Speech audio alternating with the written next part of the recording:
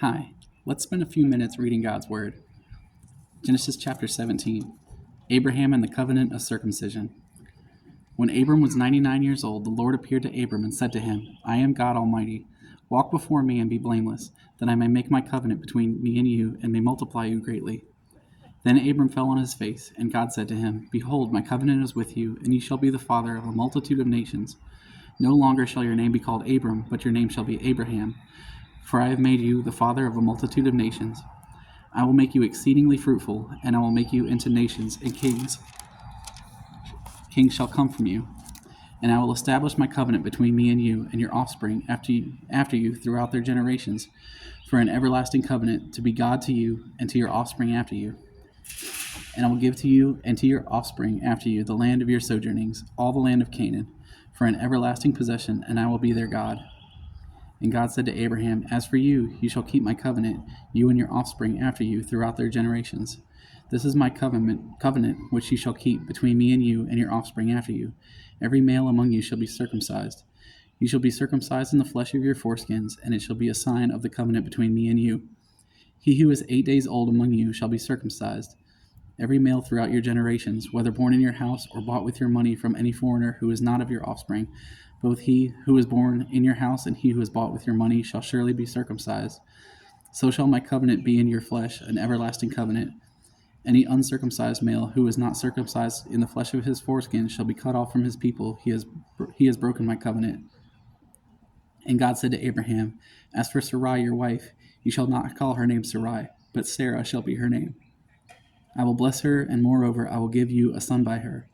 I will bless her, and she shall become nations, kings of people shall come from her. Then Abraham fell on his face and laughed, and said to himself, Shall a child be born to a man who is 100 years old? Shall Sarah, who is 90 years old, bear a child? And Abraham said to God, Oh, that Ishmael might live before you. God said, No, but Sarah your wife shall bear you a son, and you shall call his name Isaac.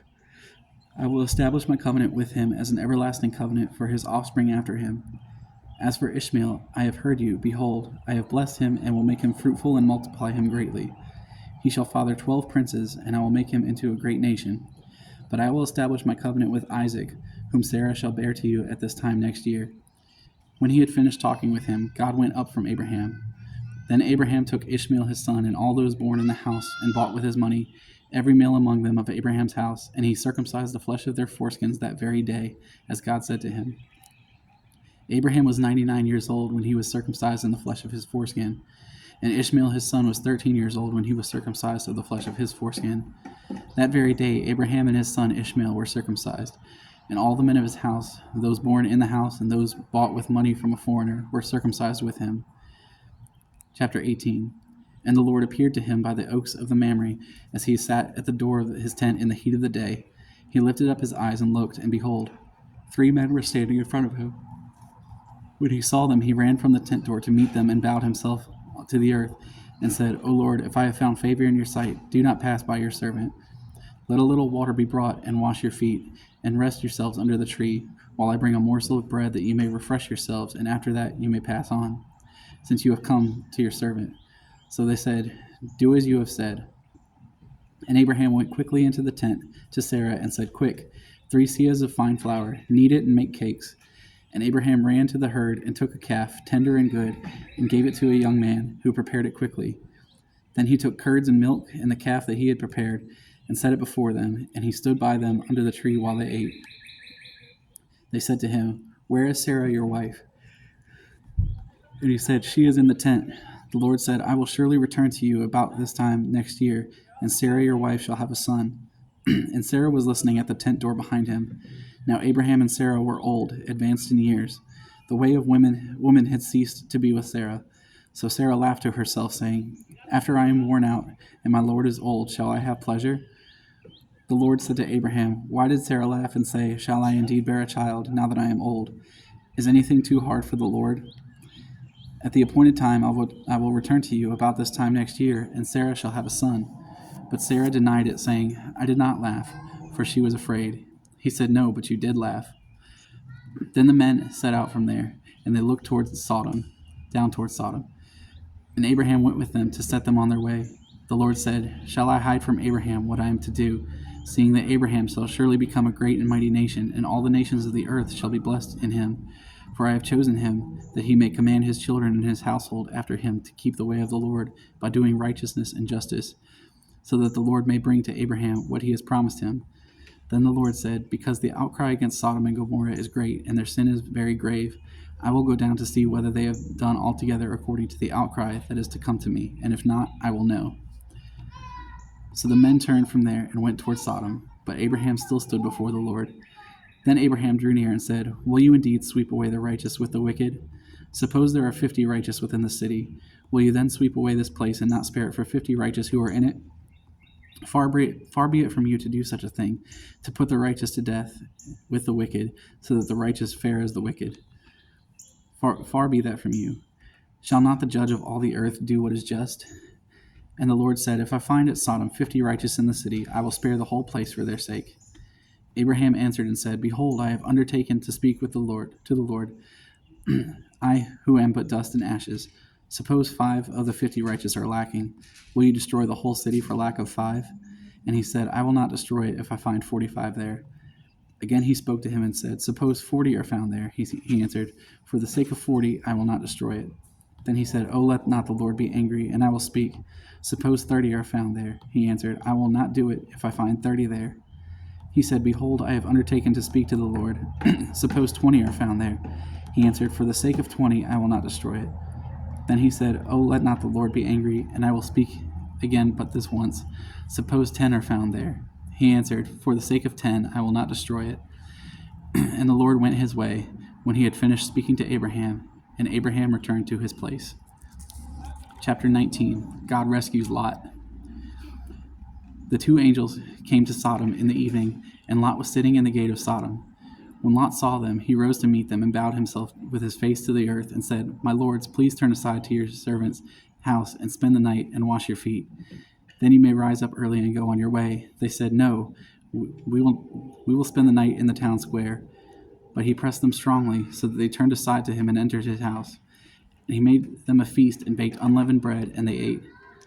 But before they lay down, the men of the city, the men of Sodom, both young and old, all the people to the last man surrounded the house, and they called to Lot, where are the men who came to you tonight? Bring them out to us, that we may know them. Lot went out to the men at the entrance, shut the door after him, and said, I beg you, my brothers, do not act so wickedly. Behold, I have 2 daughters who have not known any man. Let me bring them out to you, and do to them as you please. Only do nothing to these men, for they have come under the shelter of my roof. But they said, stand back. And they said, this fellow came to sojourn, and he has become the judge. Now we will deal worse with you than with them. Then they pressed hard against the man Lot, and drew near to break the door down. But the men reached out their hands and brought Lot into the house with them, and shut the door. And they struck with blindness the men who were at the entrance of the house, both small and great, so that they wore themselves out, groping for the door.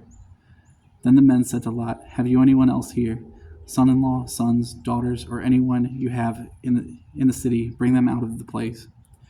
For we are about to destroy this place, because the outcry against its people has become great before the Lord, and the Lord has sent us to destroy it. So Lot went out and said to his sons-in-law, who were to marry his daughters, up, get out of this place, for the Lord is about to destroy the city. But he seemed to his sons-in-law to be jesting.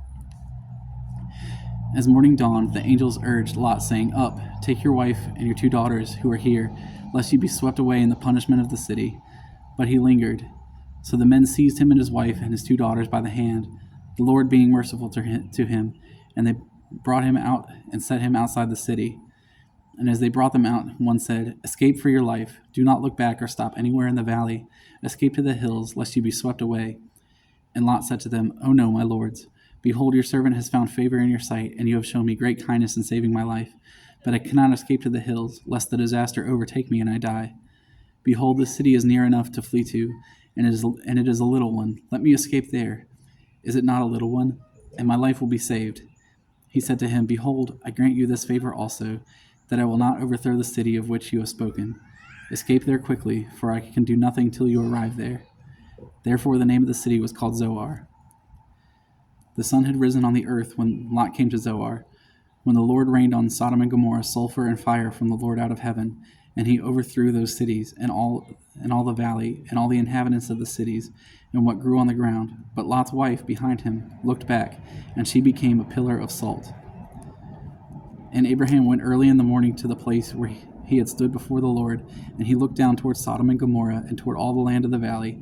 And he looked, and behold, the smoke of the land went up like a smoke of a furnace. So it was that, when God destroyed the cities of the valley, God remembered Abraham, and sent Lot out of the midst of the overthrow, when he overthrew the cities in which Lot had lived. Now Lot went up out of Zoar, and lived in the hills with his 2 daughters, for he was afraid to live in Zoar. So he lived in a cave with his 2 daughters. And the firstborn said to the younger, Our father is old, and there is not a man on earth to come into us after the manner of all the earth. Come, let us make our father drink wine, and we will lie with him, that we may preserve offspring for our father. So they made their father drink wine that night, and the firstborn went in and lay with her father. He did not know when she lay down or when she arose. The next day the firstborn said to the younger, Behold, I lay last night with my father. Let us make him drink wine again tonight also. Then you go in and lie with him, that we may preserve offspring for our father. So they made their father drink wine that night also. And the younger arose and lay with him, and he did not know when she lay down or when she arose. Thus both the daughters of Lot became pregnant by their father. The firstborn bore a son and called his name Moab. He is the father of the Moabites to this day. The younger also bore a son and called his name Ben-Ami. He is the father of the Ammonites to this day. We'll continue on with more chapters at another time.